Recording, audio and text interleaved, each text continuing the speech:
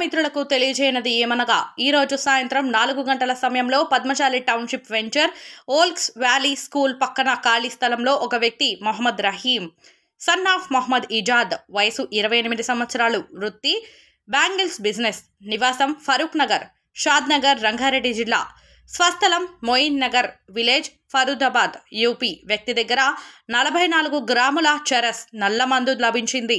అట్టి వ్యక్తి అనుమానాస్పద స్థితిలో పద్మశాలి వెంచర్లో ఉండగా పోలీసు వారు పట్టుకున్నారు. అట్టి వ్యక్తిని విచారించగా నేరాన్ని ఒప్పుకున్నాడు. పోలీసు వారు కేసు నమోదు చేసుకోవడం జరుగుతోంది. భవిష్యత్తులో ఇలాంటి నల్లమందు గంజాయి కేసులో ఉన్నట్లయితే వారిపైన పీడీ యాక్ట్ వేసి పోలీసు వారు జైలుకు తరలించనున్నారు.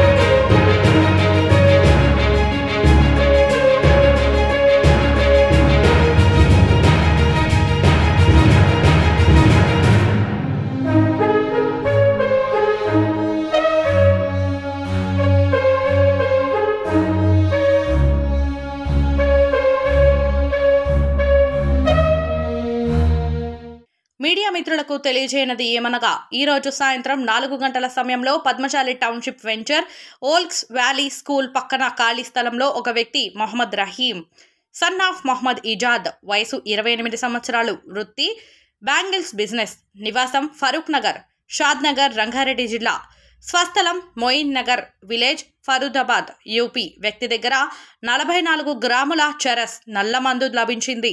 అట్టి వ్యక్తి అనుమానాస్పద స్థితిలో పద్మశాలి వెంచర్లో ఉండగా పోలీసు వారు పట్టుకున్నారు. అట్టి వ్యక్తిని విచారించగా నేరాన్ని ఒప్పుకున్నాడు. పోలీసు వారు కేసు నమోదు చేసుకోవడం జరుగుతోంది.